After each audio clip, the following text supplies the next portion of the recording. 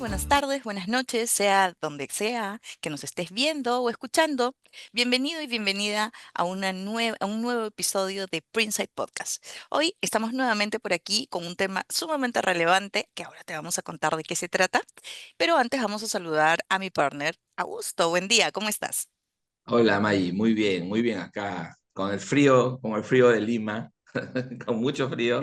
Y bueno, hoy día tenemos un tema muy interesante, muy relevante y calientito así en los medios, ¿no? Vamos a hablar sobre inteligencia artificial, ¿no? Que bueno, todos los días leemos cosas sobre inteligencia artificial, pero también vamos además de cómo está cambiando el panorama en el periodismo y en la comunicación, vamos a hablar sobre un reglamento, ¿no? Para el uso de la inteligencia artificial que se ha aprobado en Perú. De hecho, estamos hablando en este caso, ¿no? Del mercado peruano. Igual hay experiencias en otros países, pero pues hoy nos toca hablar de lo que sucede aquí en casa.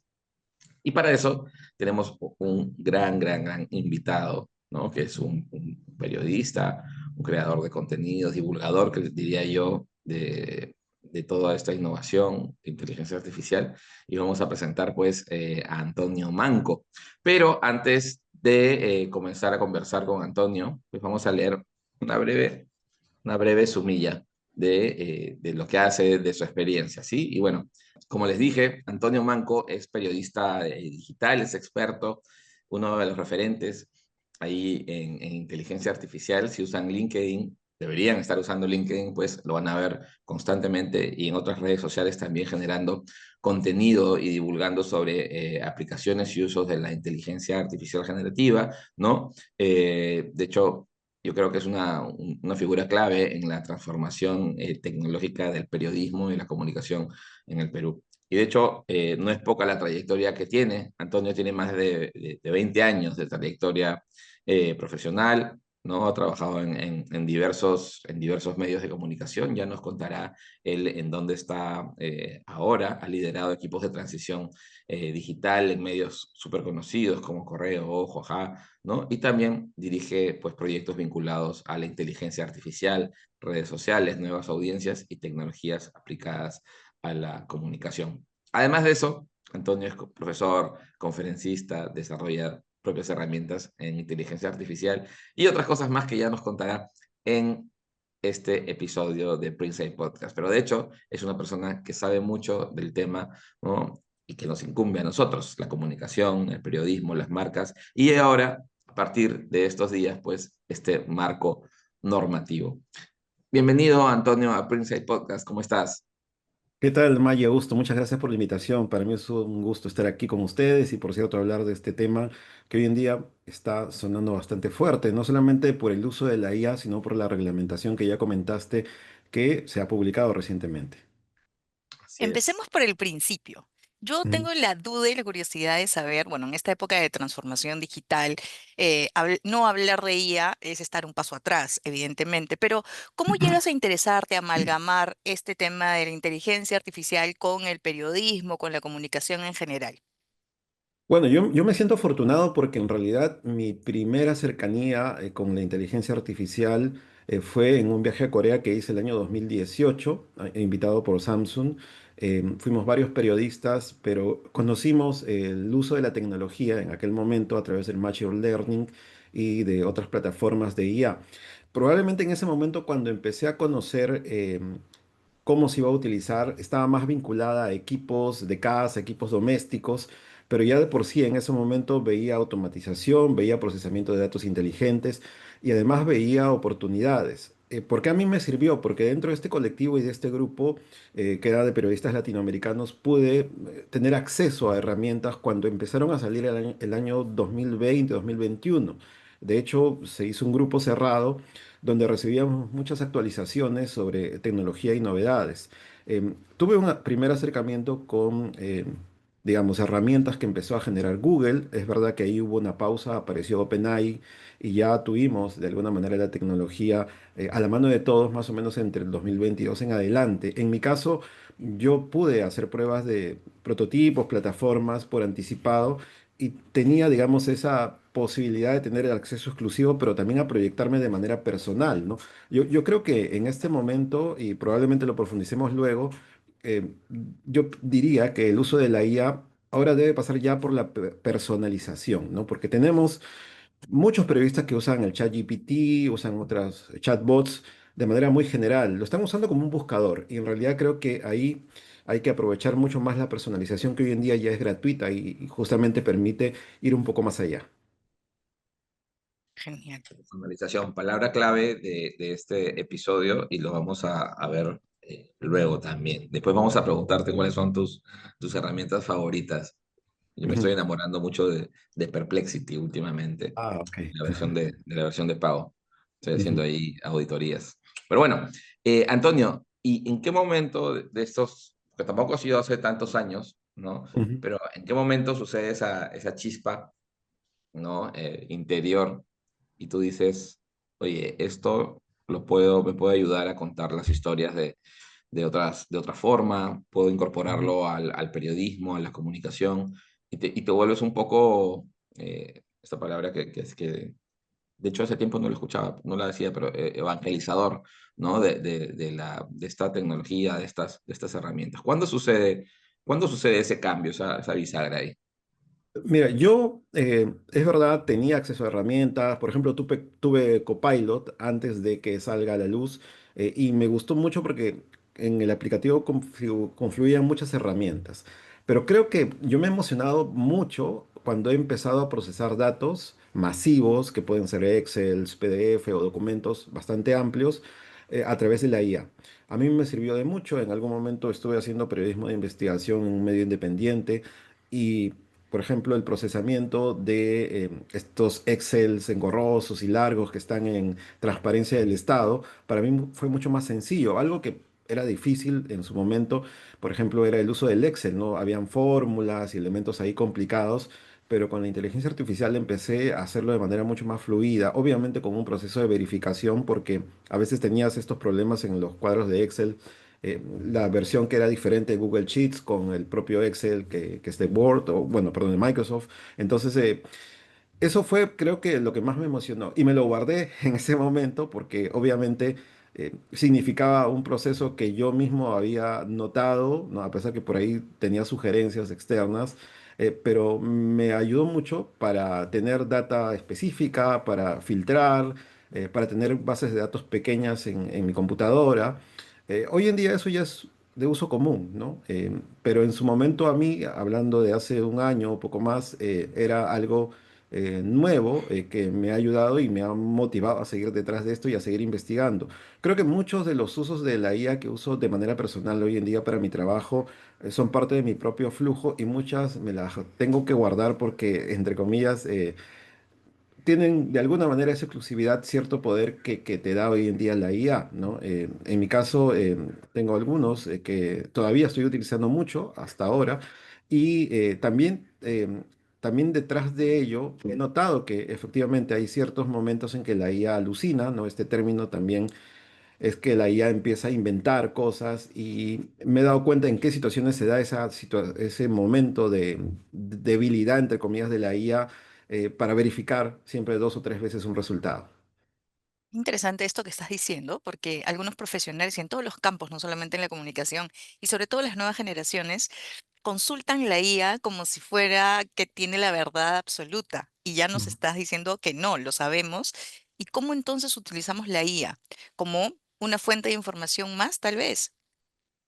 Mira, a ver, yo diría que además de eso, probablemente que sea el interés de un redactor estándar común, yo te diría que lo uso yo para cruzar información, para encontrar data específica que no le haya dado otro medio. Augusto habló de Perplexity. Algo que me gustó de Perplexity cuando, digamos, empezó a diferenciarse de los demás chatbots fue que citaba fuentes, ¿no? En su momento ChatGPT no lo hacía. Y yo empecé a usar Perplexity justamente por ello, porque habían leaks después de una respuesta que te decían dónde estaba ese resultado. Y si encontrabas un párrafo que no contaba con ese link referencial, yo sospechaba que ahí podía existir una alucinación o una invención de la inteligencia artificial.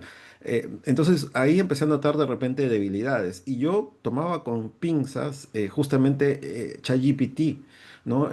Y ha pasado, ¿no? De hecho, con muchos medios de comunicación que han empezado a utilizar la IA con fines de generar contenido eh, sin citar y sin buscar otras fuentes, ¿no? Pasó con un diario conocido, el Diario de la República, hace un tiempo, cuando generó una nota supuestamente hecha, o empezó a citar, mejor dicho, la inteligencia artificial como una fuente, ¿no? Me parece que fue para una publicación del ceviche. ¿Cuál es el ceviche más delicioso, el peruano o el ecuatoriano, ¿no? Bueno, empezaron a usar ahí un tema de clickbait y todo ello, pero el resultado que ellos obtenían era muy diferente al que yo obtuve o tenía yo con una cuenta anexa, porque yo siempre hago una revisión de resultados a veces de mi cuenta, porque no olviden que la IA extrae tu información personal y a veces te sugiere resultados de acuerdo a tu experiencia, a tu perfil. Siempre tengo una cuenta neutral para ver también qué resultado me da con esa otra fuente, entonces, con esa otra cuenta, perdón. Entonces, hice esa revisión y, bueno, me pareció que esa nota tuvo mucho tráfico para este medio, pero generó desinformación.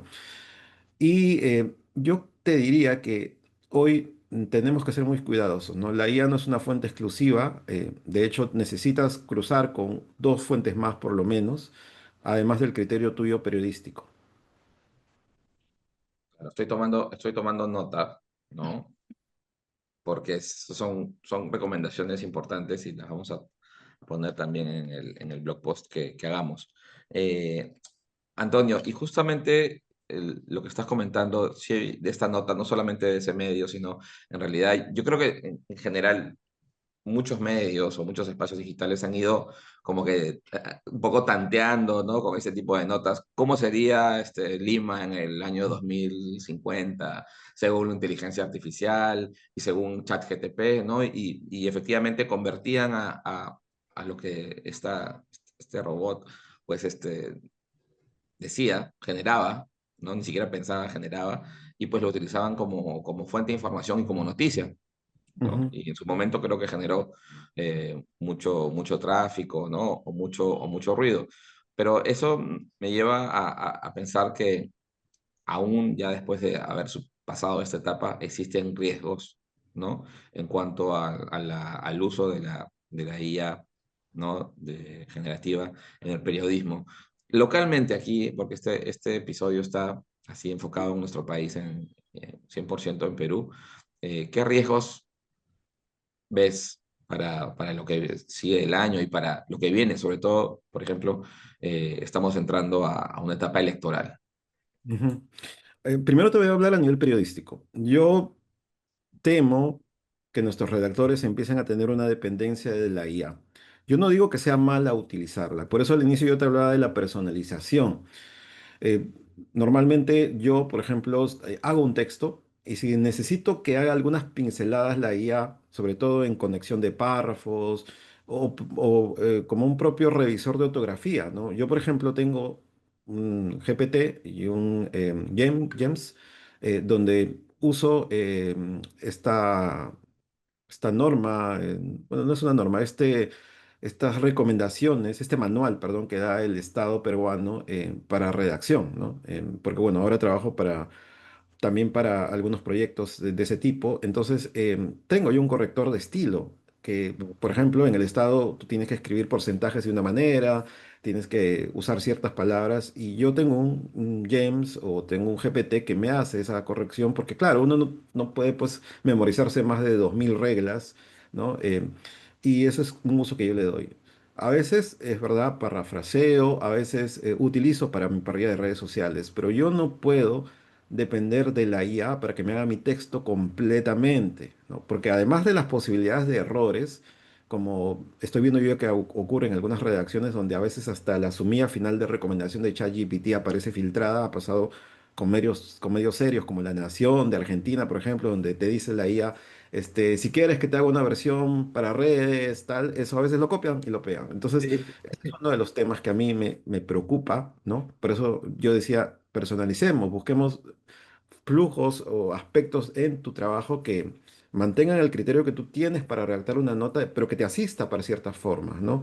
Eh, y lo segundo, ya hablando de la materia posterior a nivel electoral, a mí me preocupa el poder que tiene la IA, ya no para, digamos, el tema de redacción, sino para procesar la data de grupos, ¿no? Poblacionales que hoy en día está filtrada, ¿no? Puede estar en Wilson, puede estar en donde sea y esa data puede tener un valor importante en un proceso electoral, ¿no? De muchas formas. Ustedes deben recordar el caso de Cambridge Analytica, sí, donde claro. Donald Trump y la señora Hillary Clinton llegaron a una final y donde Trump utilizó la información que tenía Facebook o Meta para repartir ciertos mensajes personalizados en Florida, Florida y otros estados que eran uno de los que estaban en discordia, donde había un debate voto a voto ahí, ¿no? Entonces, me preocupa eso en esta etapa electoral, ¿no? Que se utilice a ciertos bolsones vulnerables o ciertos bolsones que pueden ser fácilmente manipulables de la población para dirigir ciertos resultados. Y me preocupa para cerrar esto, y disculpe que me explaye, las granjas de bots, ¿no? Yo he hecho una investigación en TikTok y me preocupa realmente el mercado de granja de bots que existen hoy en día, ¿no? Y utilizados mal a nivel político podrían generar desinformación no solamente, sino servir para afectar a otros candidatos, ¿no? Y además porque ustedes deben haber notado esto, ha habido muchos que me dicen, Antonio, me han clonado el Facebook, Antonio, han puesto mi foto, han variado mi nombre. Y hay otra cuenta, quiero denunciar. Bueno, lo que ocurre es que estos señores que trabajan en las granjas de bots al tener algunas redes sociales como TikTok, sistemas de detección bastante detallistas, ¿no? Yo más que TikTok, ¿no? TikTok tiene un buen sistema de filtración, pero no Facebook, ¿no? Por ahí también YouTube tiene algunos temitas ahí. El problema grande que tenemos ahí es que toda esta desinformación, ¿no? Podría llevar a que el lector, perdón, pueda cambiar de opinión por ciertos temas de desinformación, ¿no? Y porque buscan los dueños de estas granjas de bots que yo, Antonio Manco, tenga 3 clones, ¿no? Estos 3 clones me bloquean para que yo no los vea, ¿no? Y finalmente empiezan a interactuar con mis seguidores en Facebook, donde no entro mucho, a veces entro poco, y donde den esa naturalidad para que luego los filtros de TikTok o de Facebook no los detecten, ¿no? Y a mí personalmente me preocupa cómo uno pone en TikTok granjas de bots y ves a un chico, a 2 o 3 chicos de 20 a 23 años que ofrecen a los partidos políticos ese servicio. Mm. Wow. Preocupante, preocupante, ¿no? Estamos en la era de la información ensombrecida por la desinformación. Me ha gustado mucho lo que dijiste hace un momento de usar la IA como fuente de consulta personalizable. Y has hablado también de cómo amenaza de alguna manera la credibilidad de la información. Podríamos decir que hay una erosión de la confianza entre las audiencias. ¿Este es el nuevo reto del periodismo? ¿Conquistar esas audiencias? Sí, pero a ver, yo luego de la pandemia sentí mucha preocupación porque yo estaba en un medio independiente donde dábamos información de servicio, de hecho descubrimos ahí un buen ángulo que algunos medios luego notaron o copiaron, ¿no? Ellos trabajaban en asociación con Boca cuando ocurrió la pandemia y empezaron a salir algunos temas como los bonos, como los puntos de atención de COVID, como las zonas de oxígeno. Nosotros trabajamos con bases de datos y dábamos la ubicación al usuario de dónde estaban, por ejemplo, los lugares donde vendían oxígeno, los beneficios de los bonos. Toda esa información la hicimos masiva y notamos que nuestra audiencia se acercaba porque cubríamos una necesidad, obviamente crítica en ese momento, y tuvimos un bolsón enorme de audiencia, incluso orgánica, ¿no? A través de Google y también a través de redes sociales. Sin embargo, esta oferta, esta super oferta y esta super audiencia no solo fue cosa de Convoca, fue de muchos medios. Termina la pandemia y nos hemos encontrado con una fragmentación en redes sociales enorme, donde pues redes sociales como Facebook empezaron a ser afectadas porque la gente empezó a ver que habían otras opciones en TikTok, en Instagram, y finalmente el mercado es enorme en redes sociales. Hay gente que tiene cuentas en todas las redes sociales, pero no interactúa mucho. O ve un contenido que de repente aparece en Facebook con un famoso clickbait, donde te dicen una cosa y tú entras y hay otra. Eso genera desencanto y genera incomodidad en tu audiencia. O cuando prometes en un titular darle una información y finalmente termina desilusionándose el lector. El lector o el que te ve a través de redes o a través de la web no va a volver. ¿No? Y ahí ya perdiste, ¿no? Y ese desencanto tiene que ver mucho con la credibilidad, ¿no? Por eso que a veces tú te preguntas por qué RPP o por qué un canal del Estado, una entidad del Estado, un medio del Estado tiene tanta preferencia en público. La radio, obviamente, porque te lo dice en voz y a veces te lo dice en video, porque viene el locutor y normalmente la radio muestra a la persona hablando en cámaras. Y en el caso de los medios oficiales, pues sí, hay una confianza muy grande de la audiencia, sobre todo en regiones, porque se entiende que es el medio que da la información que es sin muchas alteraciones. El usuario, el lector, el que te ve a través de redes sociales, le duda mucho ahora cuando ve una información publicada porque los hemos lamentablemente desencantado con esos tipos de modalidades de publicación como el clickbait, la desinformación, las imágenes que resaltan demasiado y que te dan una impresión errada. Entonces, tenemos hoy día esa misión de generar ese contenido útil y de servicio para el ciudadano, pero también, y eso es otra cosa que yo digo, es el formato de lo que escribes y cómo lo escribes, ¿no? Tienes una página web, tienes miles y miles de publicaciones web, porque hoy Google News ha indexado en su última actualización a decenas de medios en regiones, al portal del Estado y otros que te ponen titular, bajada, foto y texto, y se olvidan ese formato de publicación típico que tú puedes decir, ya tengo mi nota, está posicionada en Google, también te desencanta porque el usuario no te va a leer solo dos párrafos, el usuario va a querer una información adicional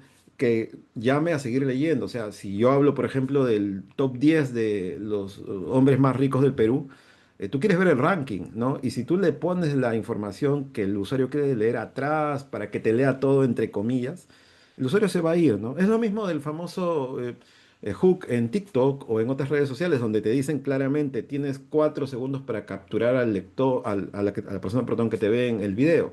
Lo mismo es en web, ¿no? Pero no tomamos en serio eso, los que hacemos redacción, y a veces me incluyo porque todavía queremos evangelizar y cambiar eso cometemos el error de tener ese estándar. Y ya para cerrar, si uno entra a otros medios, el diario El País, El Mundo, tienen un formato diferente de publicación, tienen una redacción totalmente diferente y tienen reportería, que es algo que hemos dejado de hacer. O sea, si tú empiezas a hablar, por ejemplo, de una historia, de una crónica que hable pues de un fotógrafo que está en la Plaza San Martín trabajando hace más de 50 años y ha visto pasar a todo mundo por ahí y te da su álbum de fotos, tú cuentas su historia y vas intercalando con fotos, ahí vas a lograr que el usuario o el lector te lea hasta el final, ¿no? Y eso para Google, por posicionamiento, para las redes sociales, tiene de alguna manera también ese valor y tiene esa magia de que el lector va a volver y te va a buscar de nuevo, ya no por orgánico, porque te encuentra en un buscador, sino de manera directa. Recomendaciones valiosísimas que está dando nuestro invitado Antonio Manco a periodistas, comunicadores, gente que escriba, ¿no? Ya sea en un medio de comunicación formal o en tu propio blog, ¿no? En tu propio espacio, porque finalmente todos podemos ser o todos somos un medio de comunicación en este entorno digital. Antonio, estaba viendo en estos días este video que publicaste, bueno, hace un día en realidad, en LinkedIn, que justamente también me llamó la atención y fue uno de los motivos por los que estamos conversando ahora, que hiciste, lo has hecho 100% en Google Notebook, LM. Sí, a ver, yo tenía la norma, Ajá. yo estaba haciendo una nota para andina.p y a mí, yo la leí igual, sobre todo por los ítems de lo que tenía, ¿no? Yo lo que hice primero es extraer los subtítulos o aquellos aspectos por párrafo para saber un poco la estructura. Luego de haber hecho eso, listé los temas que me interesaban, porque en realidad la ley de la que estamos hablando, la 31814, la reglamentación de la ley, es bastante amplia, ¿no? Tiene muchos aspectos, por eso que varios medios han sacado, digamos, muchos ángulos de ahí. Pero yo me he centrado en 5 temas que yo creo que son temas que deberían generar, o al menos en esta norma yo los visibilizo, ¿no? Que son primero el tema de los sesgos, ¿no? Porque tenemos claramente ahí un serio problema, no solo en el Perú, sino en el mundo de sesgos en cuanto al uso de la IA, ¿no? Lo segundo es la seguridad digital, ¿no? Que tenemos también un serio problema aquí, lo hemos visto por situaciones de entidades financieras y otros, la protección de datos personales también, ¿no? Había un ítem que me llamó mucho la atención listaba una lista tenía una lista de temas de riesgo que también me llamaron la atención. Entonces yo hice una lista, un esquema, y luego ahí recién usé Notebook LM. Por supuesto, como sabrás, Notebook LM, aquellos que no lo conocen, en el lado izquierdo uno puede subir las fuentes, ¿no? Como tal, pero también uno puede subir una estructura de cómo quieres esquematizar tu contenido, ¿no? Es decir, puedo tener el esquema, puedo tener toda la fuente de la norma en general, porque tiene que estar, es la fuente primaria, ¿no? Y puedes tener incluso también un video de algún especialista que de repente quieres combinar, de que puede estar en YouTube o un audio. Entonces, normalmente yo esquematizo de esa manera y luego ya genero este nuevo formato que ofrece Notebook LM, que en base a tus fuentes y a lo que está colocado ahí, es que te ofrece ese resumen. ¿Por qué me gusta Notebook LM a diferencia de ChatGPT o otras herramientas? Porque se basa solo en lo que está ahí, en tus fuentes, en tu contenido, en lo que tú eliges, no busca en Internet. Entonces, sucede que a veces, a pesar que en ChatGPT tú adjuntas un PDF, un documento, un Excel, en algún momento, al no encontrar una respuesta para ti, va a empezar a buscar en Internet. Y ahí está el riesgo, ahí está el problema. En mi caso, encontré esos temas que podían interesarle a la audiencia y en base a ello esquematicé un poco ese video. Que por cierto, yo lo he escuchado hasta 3 veces antes de subirlo y me parece que estaba bastante equilibrado, ¿no? Porque es verdad, por ejemplo, en algunos momentos la IA lo que hace es también parafrasear o proyectarse, ¿no? Pero la proyección no me pareció mala, ¿no? Al final no termina Notebook LM diciendo esta ley va a beneficiar o va a afectar, ¿no? Sino termina diciendo vamos a ver qué pasa en un escenario ya de aplicación de esta norma en el Perú. Es bien interesante cómo relatas el proceso, porque claro, algo tan técnico como una normativa, una ley, un reglamento, tú lees el reglamento, lo Ujú, decodificas, utilizas tu pensamiento crítico, extraes cosas que te parecen relevantes de acuerdo a tu expertise como comunicador, porque ser comunicador es acercar el mensaje a las audiencias, y recién ahí usas la IA como fuente de consulta para ordenar algunas cosas, para que te saque algunos inputs y volvemos a lo que dijiste hace un momento de la personalización, ¿no? O sea, tú usas esto como fuente de consulta personalizada que te da también el valor agregado como periodista, ¿no? Tú no has dicho algo que están diciendo todos, que copian y pegan, que lo vemos bastante también en medios de comunicación, ¿no? ujú. Claro. Sí, Ah, sí, perdón, algo me iba a preguntar. sí, no, no, no, iba a decir que importante lo que dices, Antonio, porque no es que cojo la ley, me bajo la norma, me bajo el PDF, lo pongo en Google, Notebook, LM o cualquier IA, ¿no? Y le digo, hazme un resumen o un video y ya, o un podcast, ¿no? Porque muchas personas podrían reducir el proceso de utilizar la IA a ese tipo de acciones, que en realidad, o sea, sí lo va a hacer, ojo. Si tú Sí, lo sí. pones un PDF y le dices, hazme un resumen o extráeme los puntos o hazme un video, lo va a hacer, pero habría que comparar. No sé si has comparado, Antonio, en tu cuenta neutral, qué pasa, ¿no? Cuando haces eso, Ujú, sin instrucciones personalizadas como las que les has dado, ¿no? Versus cuando ya, como he dicho Maggie, le pones todo tu criterio periodístico, ¿no? Para poder obtener un buen producto. Además, es muy ilustrativo ese vídeo. ujú, Lo vamos a incrustar, no sé, imagino que sí se puede incrustar en el blog post que hagamos, pero lo vamos a ujú. poner ahí para que nuestra audiencia lo pueda ver, o si no, entran al perfil de Antonio en LinkedIn y ahí está también. O sea, Ahora, un se ve. detalle, si no me equivoco, no ha pasado de los 7 minutos. Si ustedes No, suben una norma densa, no te va a dar 7 minutos, te va a dar 10, te va a dar mucho más, ¿no? Y justamente eso también pasa por el hecho de que tienes, digamos así, una estructura previa que le das a la herramienta.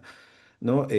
Y con eso un poco acotas, resumes y destacas los temas de importancia. Como yo dije, ahí hay mucha información variada, porque incluso el título de la norma como tal es mucho más vinculado al crecimiento económico, social, y si tú revisas los medios de comunicación general de ese día, todos abordaron una estructura similar, porque lo hizo uno y de ahí otro lo vio que iba a ser algo similar, hicieron una vuelta a la nota, pero se centraban en eso, ¿no? Ahí lo que quisimos hacer un poco en andina.p es profundizar esos aspectos que probablemente el ciudadano iba a preguntar.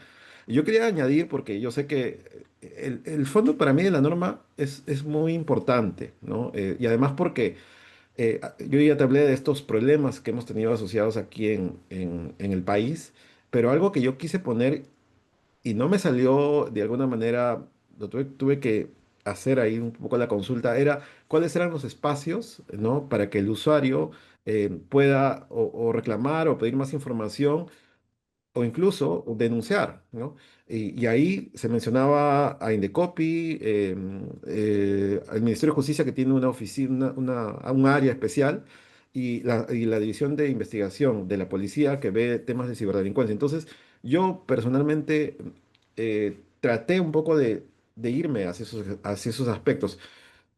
Pregunté también porque, claro, estos espacios, y ahí probablemente esperemos que haya una amplitud de los colegas, es cómo en estos espacios se va a dinamizar con gente especializada la escucha de personas que, por ejemplo, puedan decir, oye, mi dato, sé que mi teléfono, mi DNI y mi nombre están filtrados por todo el mundo, porque no solo me llaman todos los días, sino que me han extraído dinero de mi cuenta. Entonces, esa persona que va a estar en Indecopi, en la policía o en el Ministerio de Justicia, tiene que estar preparada para saber cómo funciona, en este caso, o cómo operarían estas organizaciones usando la inteligencia artificial. Te había hablado ya de los datos masivos, por ejemplo, para temas electorales, pero también para temas de ciberdelincuencia, estamos en un riesgo muy, muy grande, porque ya había pasado hace 2 días, ¿no?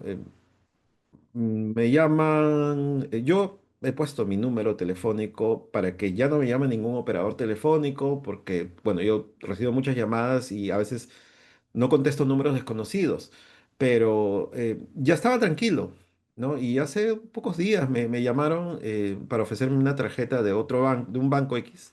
Entonces le dije, señorita, yo ya no quiero que me estén llamando, ya lo he solicitado, por favor, no sigan, lo solicité, me acuerdo, tanto guiado por Indecopi, tanto en las dos operadoras como en dos bancos, ¿no?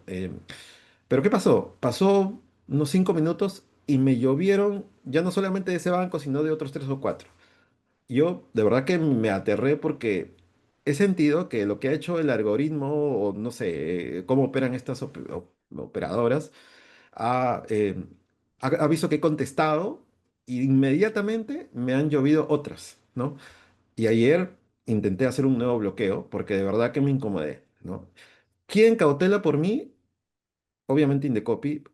Indecopi podría detectar que alguien o algún bot de IA, porque esto es IA, ¿no? Haga que me vuelvan a llamar de otra operadora diferente. ¿Qué cerebro está detrás? Esa es mi curiosidad. Y eso es lo que deberían tener estas entidades que ya mencioné para empezar a actuar, ¿no? Porque eso es algo simple, pero me pongo a imaginar qué pasaría para temas donde te extraen tu dinero en grandes cantidades, o cuando un banco pues demuestra una debilidad, ¿no? Genera un perjuicio económico a mucha gente, como ya ha pasado. ¿Quién vela y quién cautela por ti? Ojo, y ahí se están utilizando muchas herramientas que administran ciertas entidades privadas, incluso públicas, o datos que tienen de manera errónea o con otros fines, ¿no? Entonces, hay mucho detrás, ¿no? Yo creo que de alguna manera esto es un primer paso, pero todas las entidades públicas y privadas deben tener a una persona especializada que entienda cómo operan las organizaciones criminales, cómo operan las organizaciones de spammers, de phishing, cómo se opera con ciertos fines discriminatorios, ¿no? Porque ahí hay otro aspecto, los sesgos, ¿no?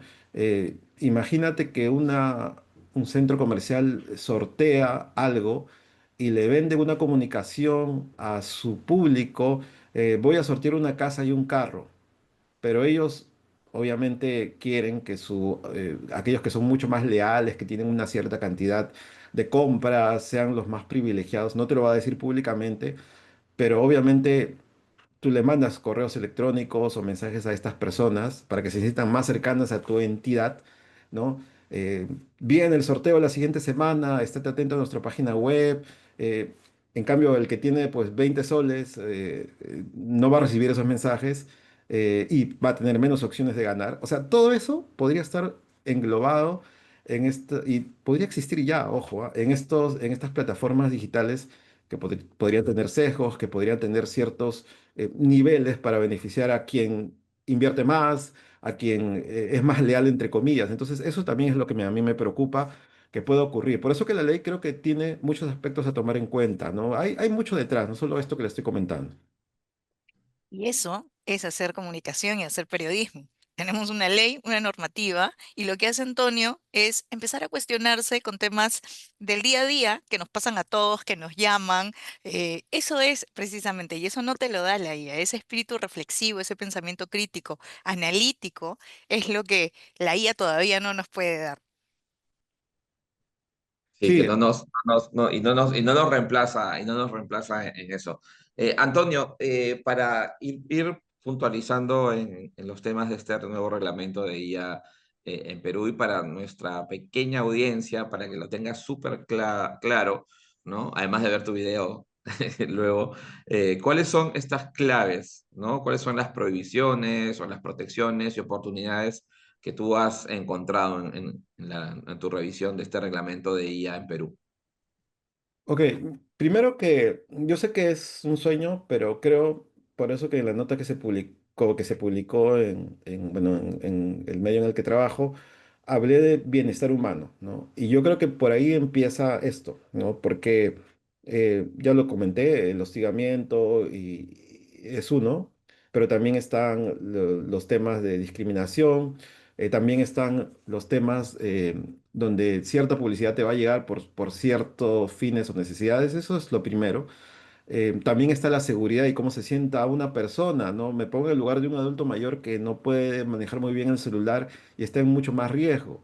Entonces, yo diría que lo primero es que esta norma sirva para al menos mitigar esto en favor de las poblaciones o del sector vulnerable, ¿no?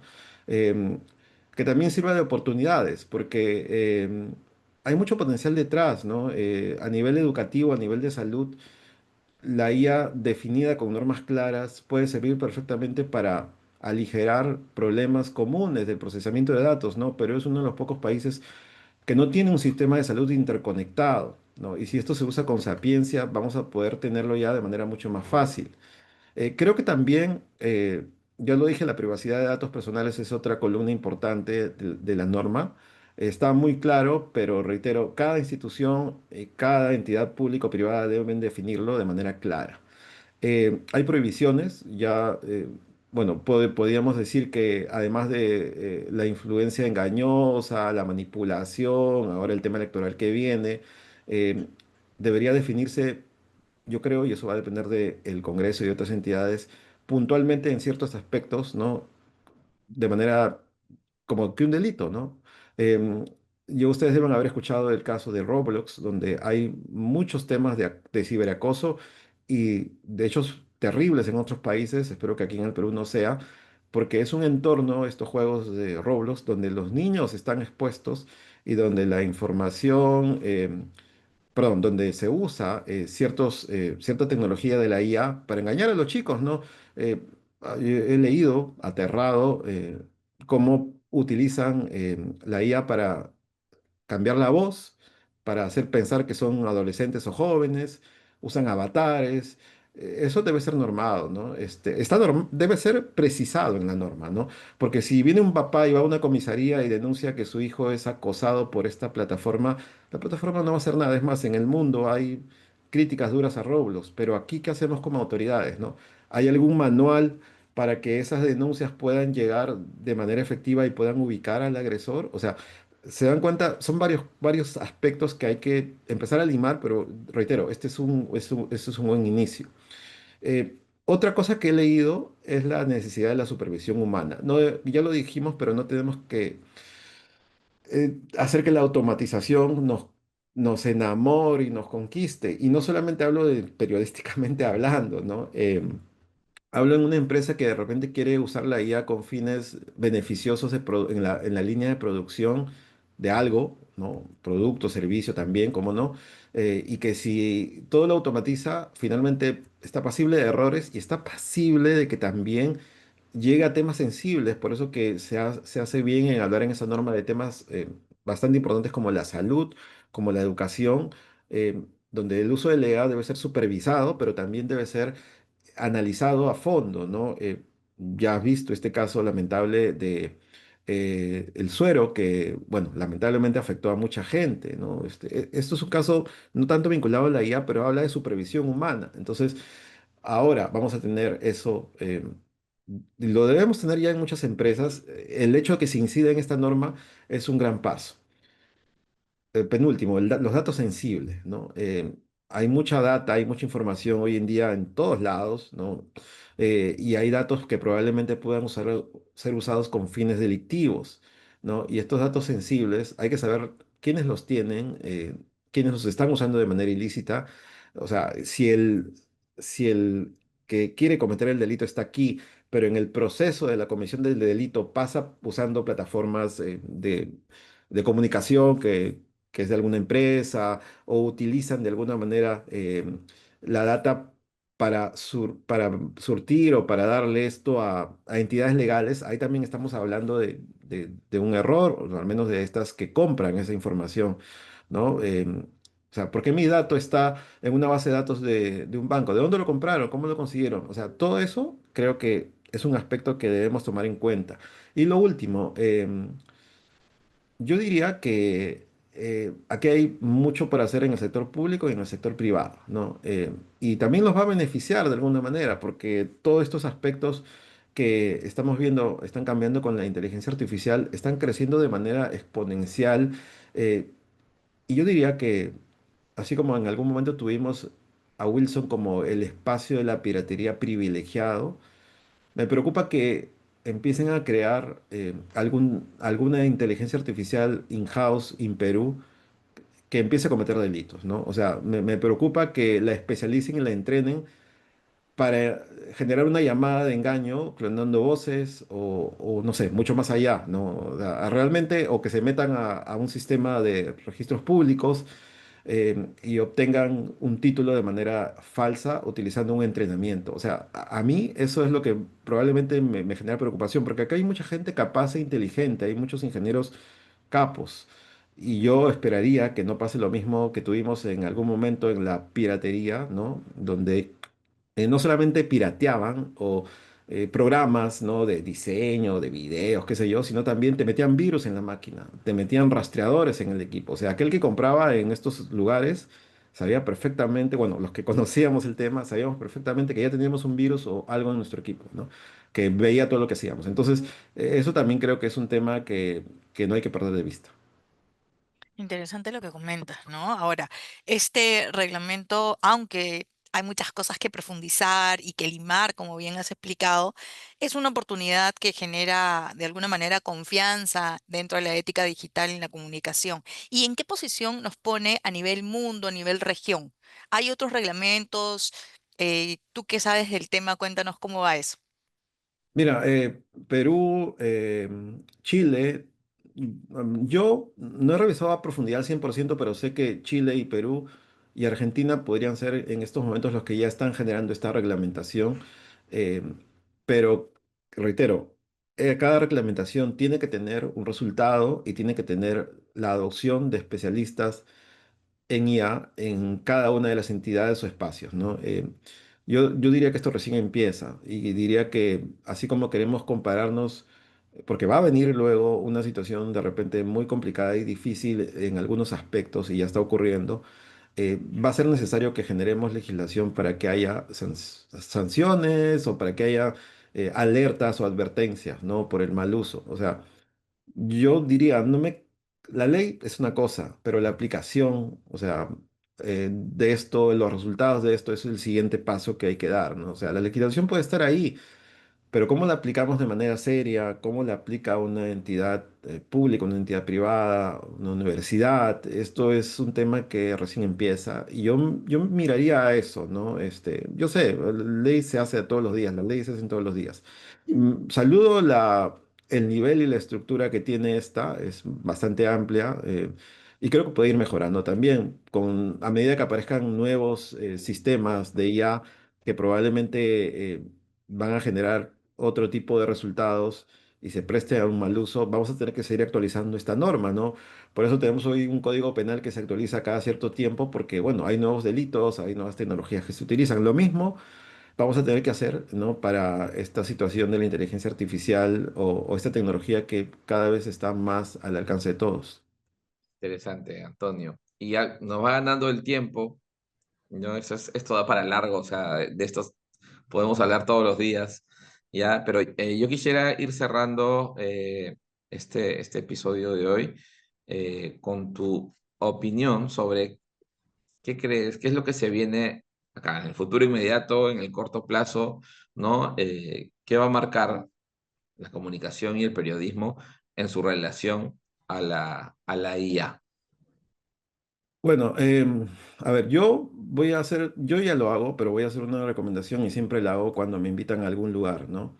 Empecemos a pensar en la IA con personalización. Empecemos a cerrarla en nuestro público objetivo, ¿no? O sea, empecemos a analizar, también me había olvidado de eso, empecemos a analizar em, los resultados, si trabajamos en un medio de comunicación y tenemos pues redes sociales, empecemos a no dejarnos llevar por el resultado que nos puede dar la analítica, no sé, de Facebook o de TikTok, sino vayamos más allá, ¿no?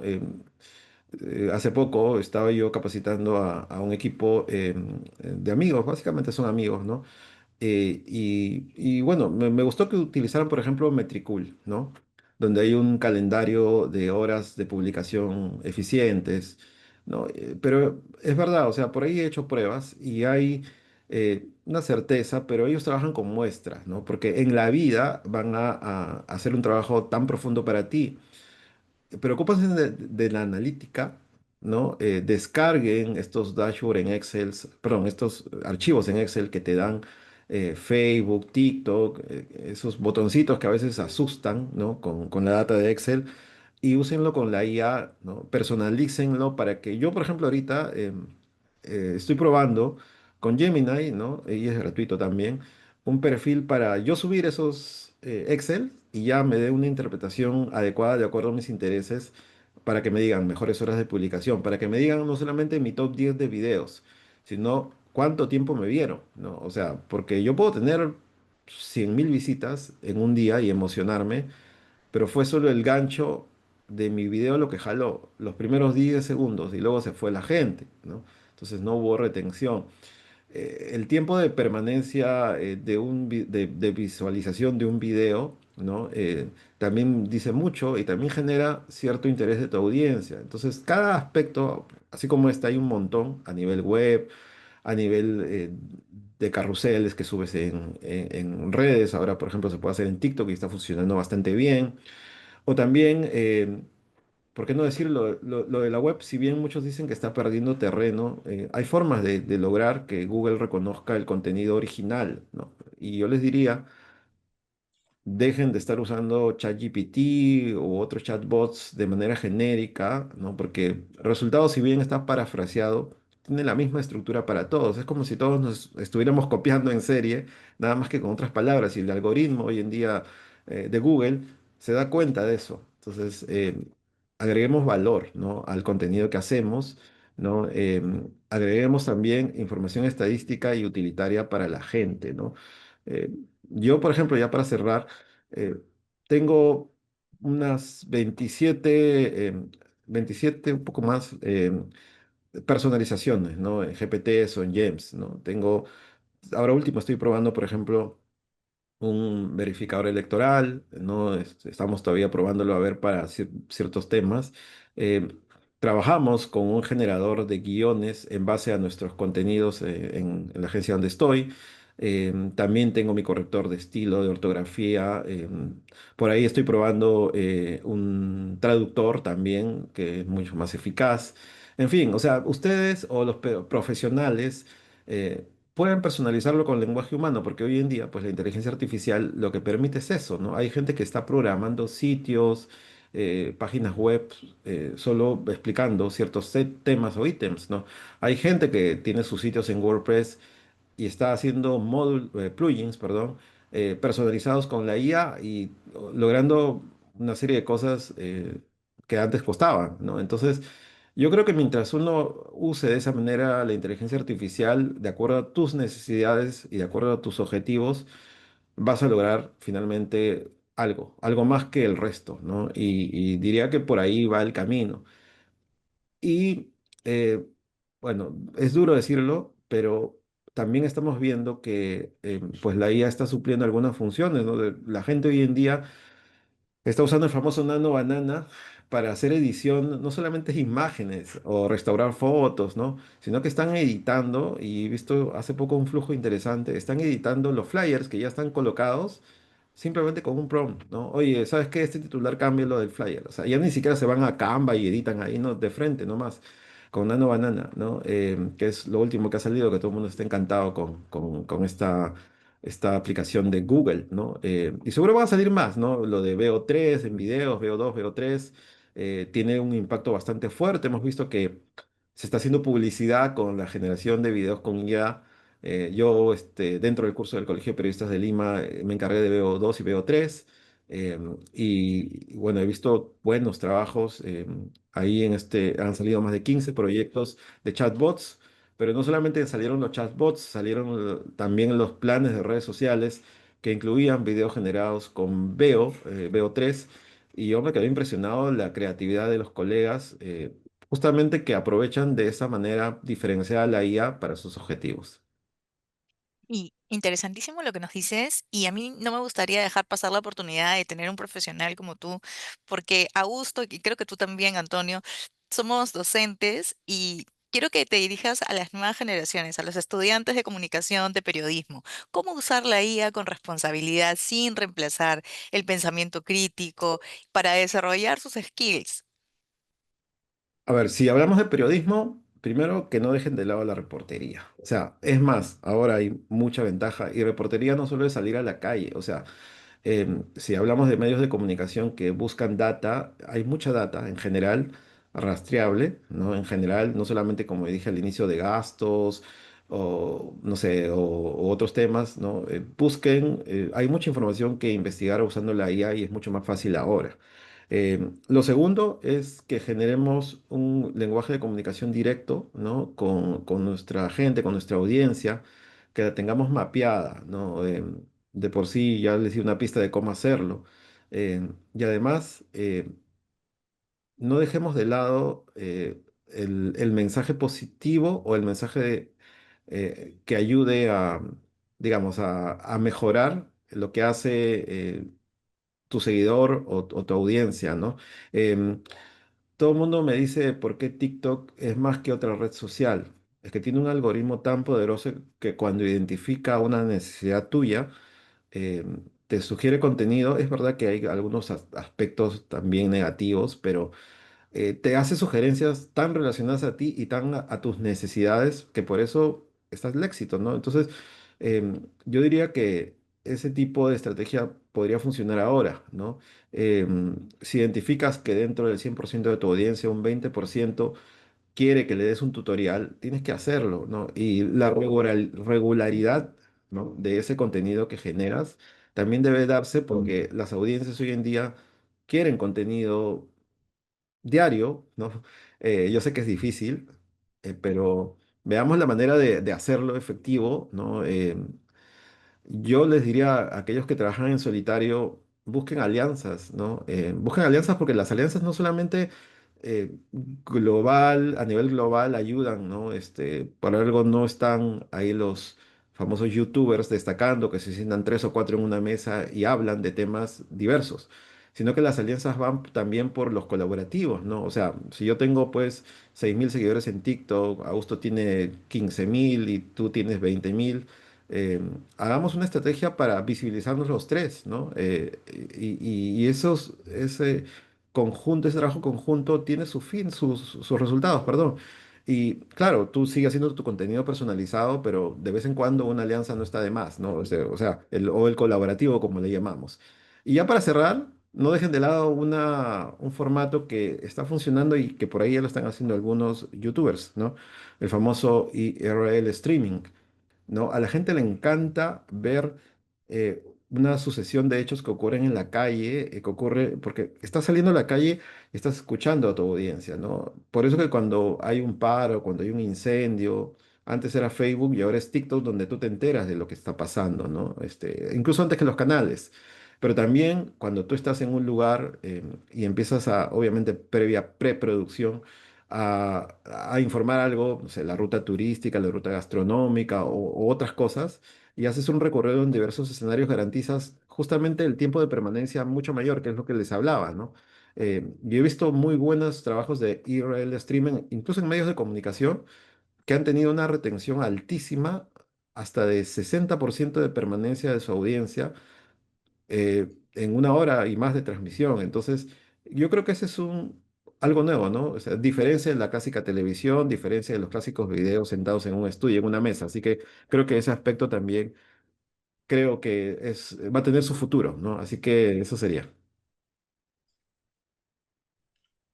Qué buenos consejos. Y para cerrar ya, recordemos que, ya que mencionas el tema del IRL, ¿no? En la vida real, la IA funciona, ¿no? Va a funcionar siempre y cuando esté conectada a la vida real y supervisada por humanos Exacto. reales, ¿no? Mm, Hay que sacarle provecho, ¿no? Estar atentos a las normativas, ¿sí? ujú. No dejar que alucine y no dejar que nos vuelva grises, ¿no? Esos contenidos grises. A veces a mí ya me da un poco de flojera, ¿ya? Entrar a LinkedIn o a algunos espacios, porque es como que todo lo mismo, es todo lo mismo. Y porque sí, no está mal usarla, pero claro, no hay que dejar que nos reemplace. Y ya a medida que uno tiene un poquito más de experiencia con estas herramientas, es capaz de identificar fácilmente, ¿no? Lo que tiene mano humana y lo que se le ha dejado 100% al robot, ¿no? Así que, Antonio, se nos ha pasado la hora, pero así de largo. Ha sido un gusto tenerte. Muchas gracias por compartir todo ese conocimiento, tus recomendaciones, ¿sí? Y bueno, lo pueden buscar, Antonio, en LinkedIn y en algún otro lugar te podemos encontrar. Bueno, yo estoy en todas las redes, pero digamos, TikTok, LinkedIn y Facebook creo que es donde ando siempre. Igual, ¿no? Estoy en otras redes sociales también, pero siempre, aunque a veces me puedo demorar, siempre recibo mensajes y los contesto, ¿no? Y nada, siempre dispuesto a colaborar con ustedes, Maggie y Augusto. Muchas gracias por la invitación. Muchas gracias por haber estado aquí, por hablarnos de temas tan interesantes y no se olviden de revisar si se quieren enterar de la norma completa y de todo ese resumen y ese extracto maravilloso, entendible que nos ha acercado Antonio, búsquenlo y igual vamos a dejar seguro por aquí el enlace. Muchas gracias Antonio por estar aquí. Gracias Augusto, un placer como siempre conversar con ustedes y nos reencontramos en un próximo episodio. Chao. Gracias. Gracias.